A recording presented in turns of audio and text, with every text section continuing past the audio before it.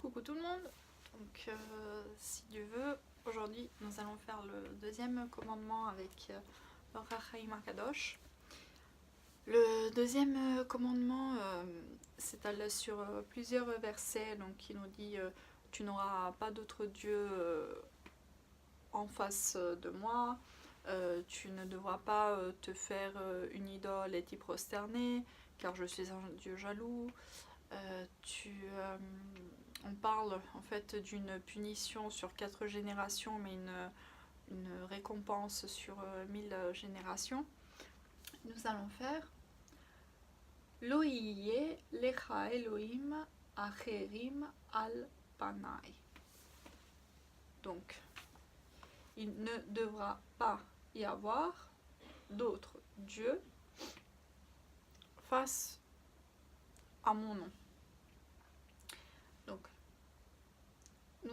la première chose que le Rachaim remarque, c'est que c'est un commandement indirect, du fait de ne pas soutenir d'autres dieux.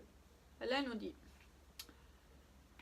Perush letzad shekadam letzavot al emunato itbarach. Donc, comme nous avons vu tout à l'heure qu'il y a une mitzvah de croire en Hachem, béni soit-il, là en fait, nous voyons que c'est quelque chose qui concerne voilà, le cœur. Tandis que là, nous sommes en train de travailler sur un commandement qui dit éloigne de ton cœur et éloigne de tes pensées l'idolâtrie. C'est pour ça qu'il dit en particulier toi, il s'adresse à toi.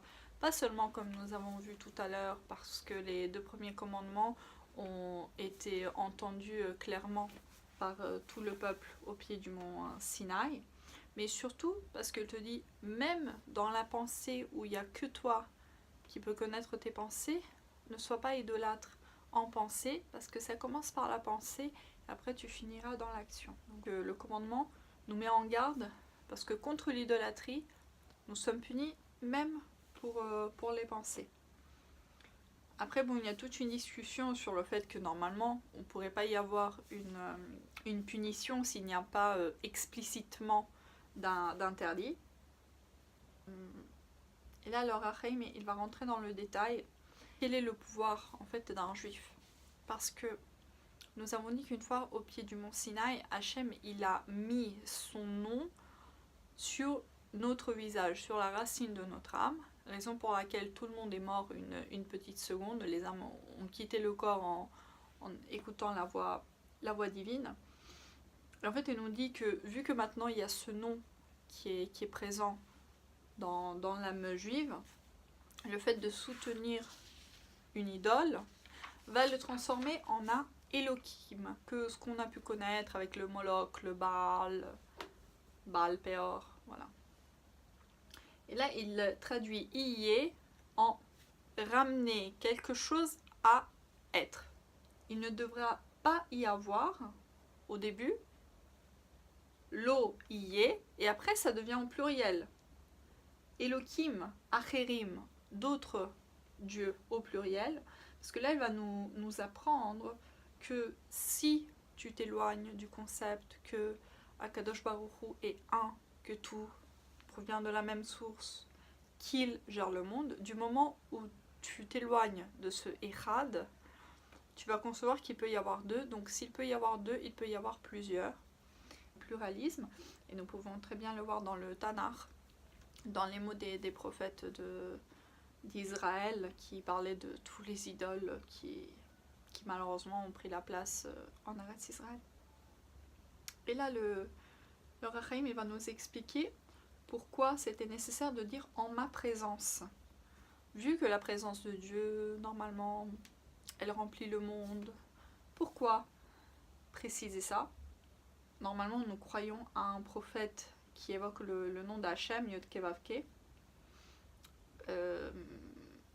grâce à des signes et des miracles, mais on ne le croit pas pour les signes et les miracles. On le dit parce que la Torah nous ordonne de croire ce prophète, qu'il peut nous ordonner une fois dans sa vie de faire quelque chose qui est contre la Torah, qui est différente de la manière d'être appréhendée par la Torah. Par exemple, Eliyahu Hanavi, lorsqu'il a fait le sacrifice au mont du Carmel, alors que normalement les sacrifices, les corbanotes, ont lieu à l'intérieur du temple. Mais là, il le dit, je suis un prophète d'Israël, donc cette fois-ci, nous avons besoin de faire ça, pour une fois, parce que, bon, Hachem me demande où. Tandis que si un prophète vient, fait des miracles, fait des signes, et puis il dit qu'il faut aller servir d'autres dieux, c'est un faux prophète. Alors là, il dit, pourquoi dans ma présence, vu que la présence de Dieu, donc Alpana, et vu que Dieu est partout, non? Là, il va nous dire, parce que tout à l'heure, il nous a informé que son nom, c'est il a été, il est et il sera. Et donc c'est pour te dire que ce commandement aura lieu jusqu'à la fin des temps. C'est éternel. Donc il n'y a que lui, c'est un. Voilà. Donc l'eau y est. Peu importe ce qui se passe, il ne devra pas y avoir. Alors ensuite, il y a un autre argument, que pour le pshat, enfin c'est un plaisir à lire et à étudier, mais c'est vraiment, voilà, moi ça j'appelle ça vraiment quelque chose de mystique. En fait, il nous parle, comme nous avons dit, que vu que le peuple juif, il a maintenant le nom d'Akadosh Baruch Hu sur lui, il peut donner force. Il va traduire Alpanaï de 3 manières. Ma rage, ma présence et ma face. Alors, ma rage soutient un être céleste, une force de la nature. Normalement, il est en train de soutenir les serviteurs de Dieu. Donc il n'y a pas de mal, parce qu'au final, on sert tous le même Dieu. Là, on nous dit, non, non, non, non, non. Pourquoi Hachem, il n'est pas d'accord en ça et tu vas inspirer sa colère? Parce que tu es en train de traiter des non-dieux comme des dieux. À adorer un serviteur ne mérite pas, et donc tu donnes du kavod à quelque chose alors que tu pourrais le donner à Dieu. Voilà. Et c'est là qu'après il dit ma rage explosera.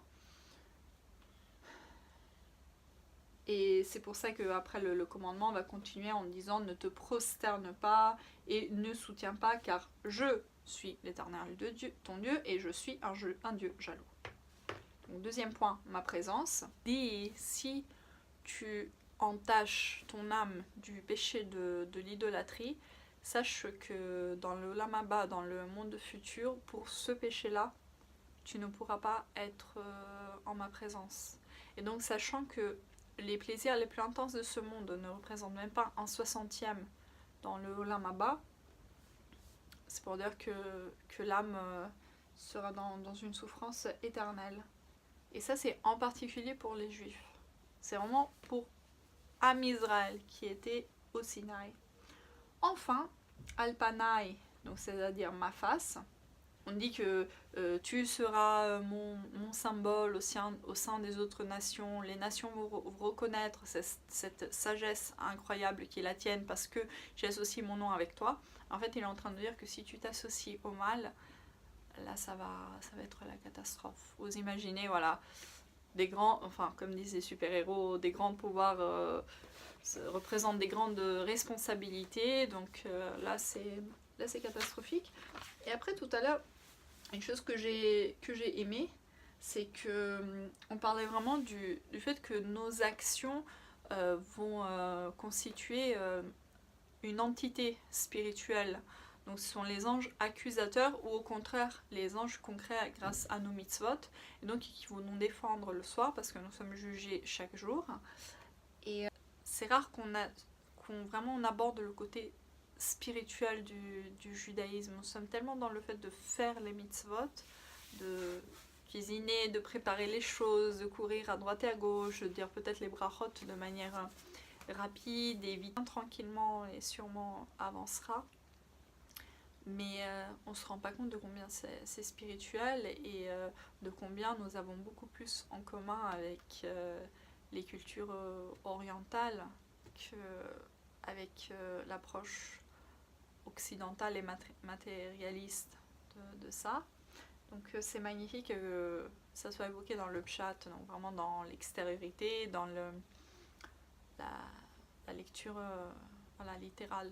On m'arrête ici pour l'instant et Bezrat Hashem, on poursuivra avec L'Ota Selecha Fessel. Donc tu ne te feras pas pour toi une image. Bonne soirée.